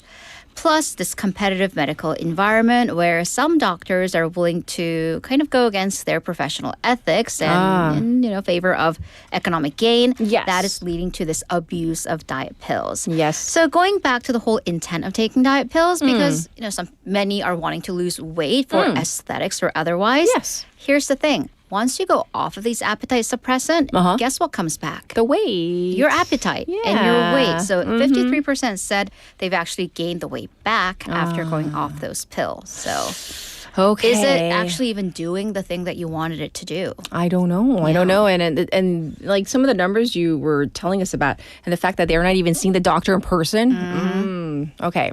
Well, we're going to go to another medical study. And we have this term, 월요병, Monday malaise, Monday blues, if you will. But is this actually a pathology? We say 병 like it's an illness, but is it actually medically? I mean, Dr. Ryu's gonna say that's not a thing, Haley. Don't be silly. Well, I mean, did you see me yesterday? You don't know me. I was like real unwell yesterday. But 월요병 may not just be the blues, aka that would be an emotional state of being, right? But actually could have an adverse impact on your health. What's wrong with Monday? So this is according to a study by a research team at the Catholic Kwangdong University. They analyzed the number of cardiac arrests, 심정지 cases, among adults that these cardiac arrests took place outside the hospital. Okay. So it wasn't just code blue for a patient who was hospitalized. So the team found that on the first workday after a holiday, be it a long holiday or a weekend, the number of heart attacks came in at 9% higher than all the other days. That's telling to me. All right, causation, not causation, excuse me, correlation, not causation. Right. But specifically after a normal 2-day weekend, Saturday, Sunday, so on the Monday after, there was a 10% higher rate of cardiac arrest. After a 3-day holiday, 9% higher, 4 days or longer, went back up to 10% again. Okay, well, we need some explanations. All right, so there are possible reasons. Okay. Risks, 3 factors mainly, and they all have to do with what were you doing over the weekend? Yeah, what were you doing? Drinking. Okay. Not me, but many. I can't anymore. Okay. Alcohol is, of course, a direct contributor to many physical symptoms. 부정맥, which is basically heart rhythm problems, arrhythmia. Sure. Secondly, people tend to kind of slack off. And I'm not even just talking about like sleeping in, but forgetting to take your medication. Over the weekend. Because if, it is like tied to the time you wake up and you just don't wake up for a very, very long time. You're sleeping in. Right, you're sleeping in, you might forget. So that, though, if it's like blood pressure, diabetes, pre-existing conditions. And of course, when you go back to work Mondays, we do have that stress. And stress is a contributing factor to many, many diseases. So body and mind, and that could strain your heart health, cardiovascular health. So, the point being, if you have pre-existing conditions, if you're elderly and you feel things like chest pains, difficulty breathing or dizziness, and here's another problem, people, because things are closed on weekends or medical care is more expensive. So if you have some light symptoms, you're like, I'll go on a Monday or I'll just go after the weekend. Like, let's see. Like, so I'll feel you better. kind of skip going to the hospital. So if you have these symptoms, regardless of what time it is, regardless of what day of the week it is, immediately seek medical help. All right. Well, for our final story, let's get a rundown of yesterday's Academy Award results. And we're going to start with K-pop Demon Hunters, Yay. now a 2-time Oscar winner. Yay! So we broke the news about Best Animated Feature Film, but it not surprisingly, won Best Song for Golden. And we played it yesterday. We did play it so yesterday. So we can't play it again just today, right? Go back to the show from yesterday. Rewind. And there was also one of the onstage performances. Yes. Director Maggie Kang, in her speech, dedicated the award to Korea and Koreans around the world.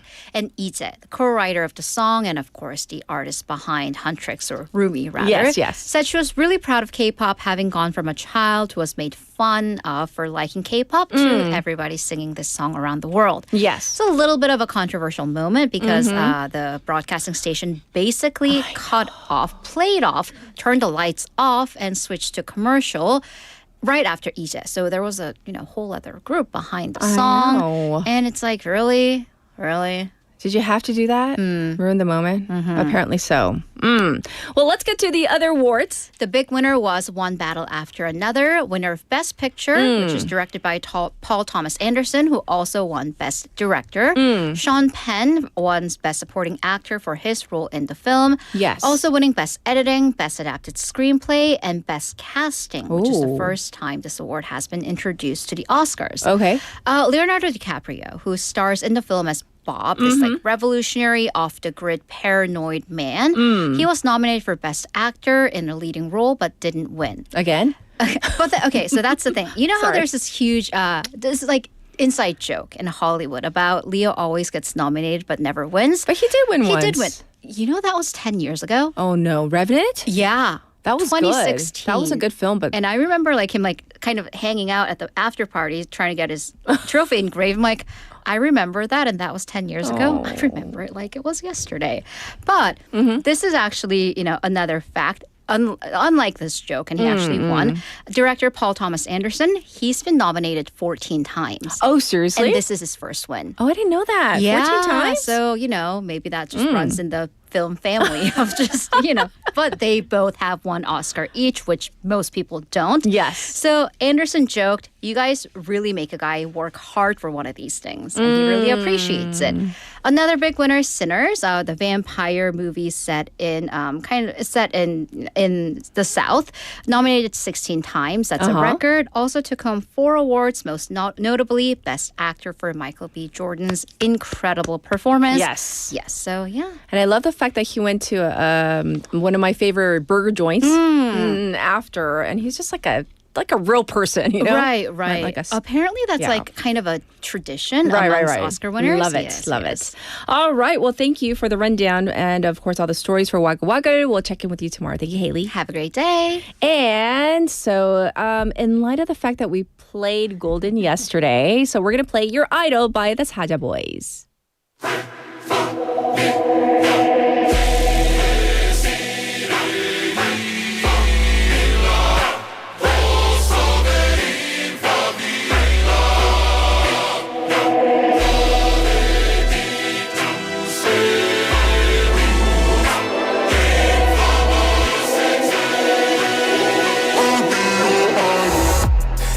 In check, keeping you obsessed.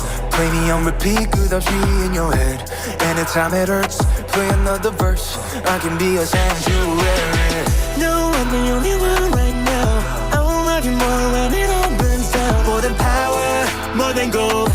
Yeah, you gave me your heart, now I'm here for your soul. I'm the only one who will love your sins. Feel the way my voice gets underneath your skin. Listen, cause I'm preaching to the choir. Can I get the mic a little higher? Give me your desire. I can be the star you rely on. Now all over the chair, you can't look away. Don't you know I'm here to save you? I'll be running wild. Yeah, I'm all you need. I'ma be your idol.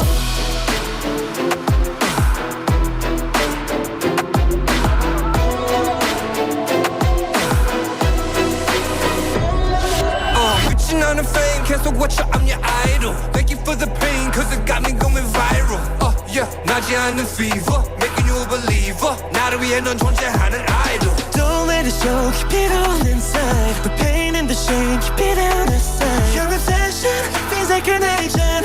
이 순간 give me all your attention. You know I'm the only one who will love yours is. Feel the way my voice gets underneath your skin. Listen cause I'm preaching to the choir. Can I get the mic a little higher? Give me your desire. I can be the star you rely on. Never hold a chair, you can't look away. Don't you know I'm here to save you? Have you running wild? Yeah, I'm all you need, I'ma be your idol.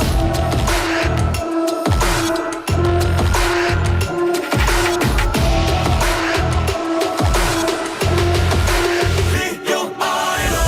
Living in your mind now. Too late, cause you're mine now. I will make you pay when you're all a part of me. Preach it to the choir. Can I get the mic a little higher? Give me your desire. Watch me set your world on fire. Never hold a chair, you can't look away. No one is coming to save you. Now we're running wild. You're down on your knees, I'ma be your idol.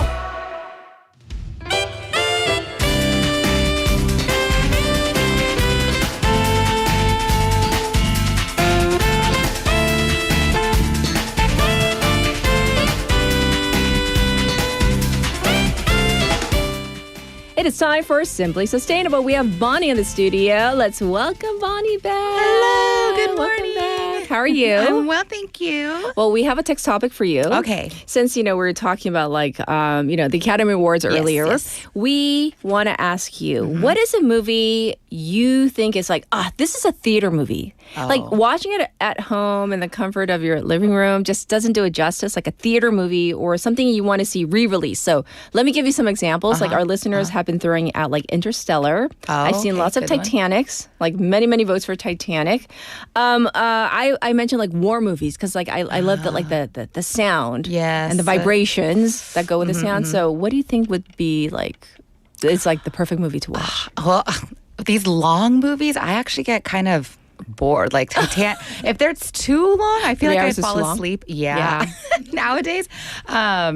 But I think I like the musicals. I love musical movies, and I think they're so fun to watch on the big screen because it's all. My ultimate favorite is Moulin Rouge. It's an oldie, but I love it, and I just think Luhrmann, Nicole Kidman, right? So like all the cinematography in that, the costumes are so fun. So I like a fun, lively music in the theaters. If it's like war and too much action, then I get bored. I fell asleep during a really long action sequence in I think like Lord of the Rings series, and I would fall asleep and then I would wake up and it's still going. I was like, what? How long is this scene? I feel ya. I fell asleep at the last 3 Marvel movies. I wake up like, what? He's dead?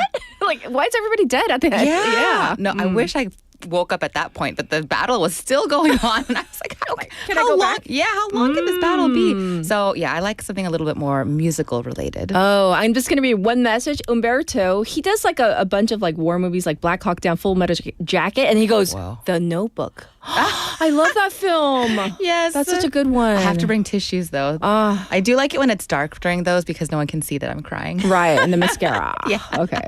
Well, we're gonna jump into our topic for today. What do you have for us? Okay, so today I'm gonna go off of the same theme. We've been doing like little home DIY tricks to keep our home nice and chemical, toxic safe, toxic free.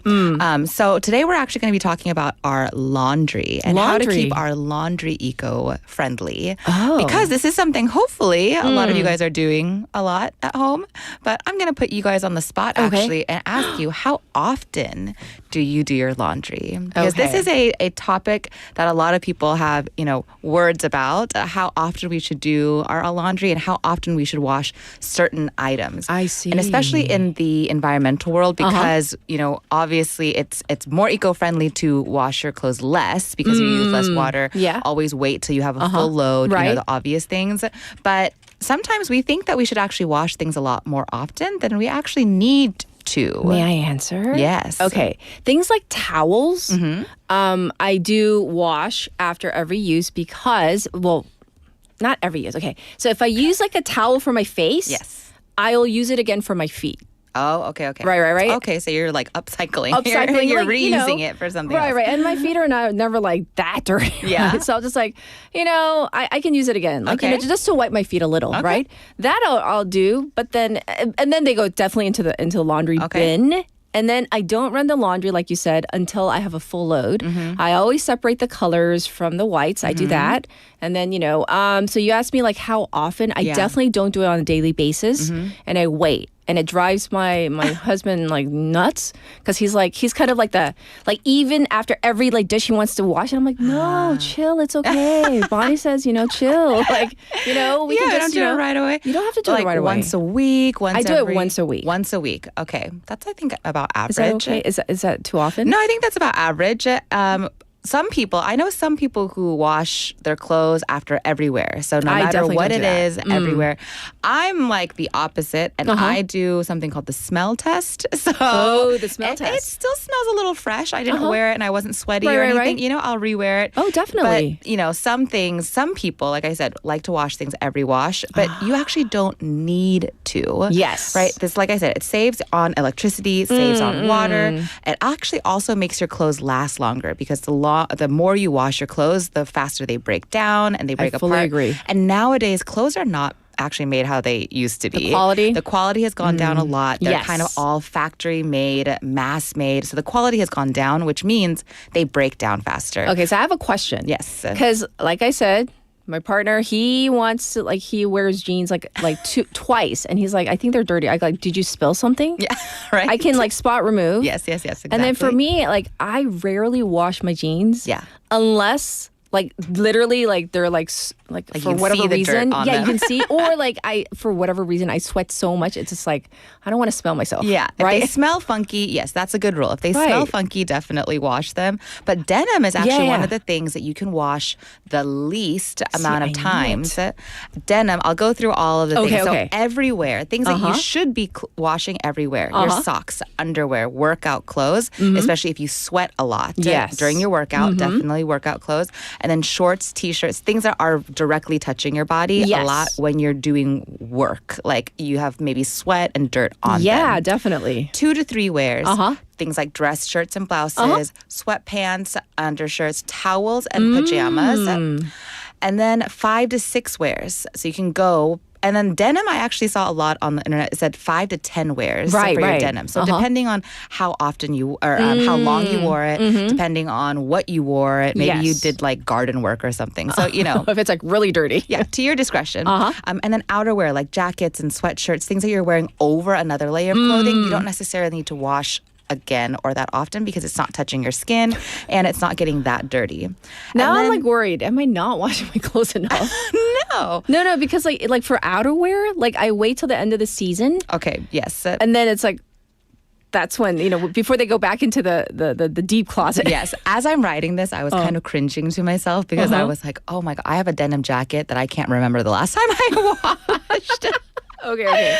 And outerwear also, I feel like those kinds of things, you're wearing over your clothes. Right. So I don't really necessarily even care if they're a little bit dirty. Like I said, I go with the smell test. If it smells funky, then it definitely needs to be washed. But this is also something else I found interesting. Once a week, your sheets, your bath mat, and your pillowcases. So our listeners out there, are you changing your sheets every week? I would like to know. Are you? Every week? Once a week? Do you every week? No, I hate laundry. I hate doing laundry. So not that I do the smell test with my sheets, but once every 2 weeks, probably twice a month, I'd say, but not every week. I do my pillowcases more often than all the bedding. Yeah. Because it's such a chore, pain, right? So I guess I should be doing it more often. Now I feel bad. Okay. Now, I think, like I said, to your discretion.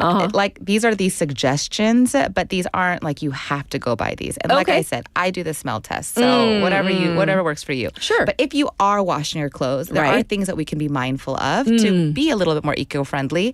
Because like I said in previous shows, when you wash your clothes, there's a lot of our clothes are made out of plastics nowadays. So a lot of those microplastics are coming off, they're shedding off of our clothes and they're going into our waterways. So they actually have these bags that they're microplastic filters that you can put in your washing machine and it will catch all of your little plastic particles before it goes out into the waterways. Okay. So that's something that you can do to be a little bit more plastic conscious. Okay. Also, washing at low temperatures is ideal and good for your clothes. Yes. And then I talked about this a lot previously. Fragrance. Remember, fragrance is our enemy, right?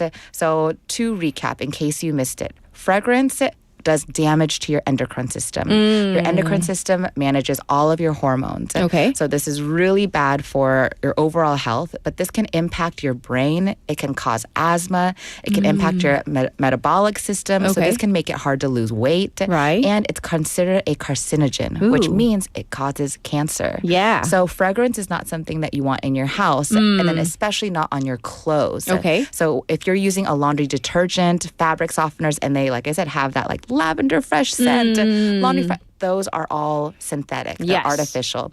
And they stay on your clothes. And especially if you have young ones. If you have young kids, because their skin is very sensitive. And if you have young kids, I know all the kids I see, sometimes their clothes end up in their mouth. They like to chew on things, or if they spill something like food and it drops on their clothes, it goes right into their mouths, right? So your clothes, you want them to be clean, right? Especially on the skin. So for all of you guys that are, want to make a little eco change, you can actually make homemade do-it-yourself laundry detergent. That is toxic, chemical-free, plastic-free, fragrance-free, the big one. Yes. And really safe for you and your family. Okay. So I'll just go over the ingredients really fast. All you need is distilled water, washing soda, baking soda, Epsom salt, and your choice of essential oils. Wait, what's a washing soda? Washing soda is like a toxic-free, chemical-free kind of soap detergent that you can use, but all plastic-free, so really safe to have on your clothes. Got it. And to use in the house. So you just mix all these ingredients together in a big glass jar, and you only need 1 tablespoon for a regular load and 2 tablespoons for larger loads or tougher stains. And it gets it out? Yeah. So this is all you really need for toxic, chemical-free, plastic-free, fragrance-free detergent. I have a question. Yeah. Do you use a washer or do you wash everything by hand? I use a washer. Okay, because I was going to... Okay, the Bonnie that I imagine... Cat. No, sometimes I wonder, just so you know, as I'm doing this, I'm like, I wonder if Bonnie does this. I don't know why. You pop into my head often. Yeah. I'm like, does she use a washer? Should I be feeling, And actually, people out of the country, if you have a dishwasher, some dishwashers are actually more eco-friendly than washing by hand. Right? Yeah, because they use less water. So depending on what kind of machine you have. So it takes a little research to do, but yes, I do use the washing machine. And for the people that like your fabric softener, this is a really great trick. Okay. Instead of using your regular fabric softener that has all the, toxics, fragrances and all that, you can make a do-it-yourself fabric softener at home just using white vinegar, vegetable glycerin, and essential oils if you want a scent. If you're like, I like my clothes to have some sort of scent, use an essential oil instead of using that toxic fragrance. Okay. Or you can just use white vinegar. I've been preaching about this throughout. Yes. Yeah, just white vinegar can be used to make your clothes nice and soft. It also will deodorize your clothes. Okay. So if you have, boys in your house that have stinky gym clothes, use white vinegar and it will deodorize them and also brightens clothes. But I do not use white vinegar when I do a load of blacks because I do think it kind of breaks down the color on the black clothes. Okay. But for white clothes, definitely gets them brighter. And it will get rid of any leftover detergent. So if your clothes are coming out kind of stiff, that's from the leftover residue. So you can use white vinegar for this. Oh, we have to wrap up already. Okay, I'm going to bring you some more tips next week. All right. No, definitely, because this is so. This is something we can do. Yes, definitely. for so, sure. Thank you so much for the good information and tips. You're welcome. We'll check in with you next week. Goodbye, everybody. This was Bonnie with Simply Sustainable, and she'll be back next week. And I'm sure we're going to learn much, much more. And because Bonnie loves us, we have Your Song from Moulin Rouge by Ewan McGregor. So for Bonnie and everybody out there, have a great day. Bye, everybody. And this one's for you. And you can tell everybody that this is your song. It may be quite simple, but now that it's done, hope you don't mind, I hope you don't mind that I put down in words how wonderful life is. Now you're in the world.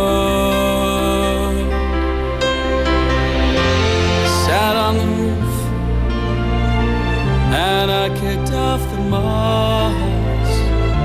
Well, some of these verses, well, they got me quite cross. But the sun's been kind while I wrote this song. It's for people like you that keep it turned on. So excuse me for getting, but these things I do, you see I've forgotten if they're green or they're blue. Anyway, the thing is, what I really mean, yours are the sweetest eyes I've ever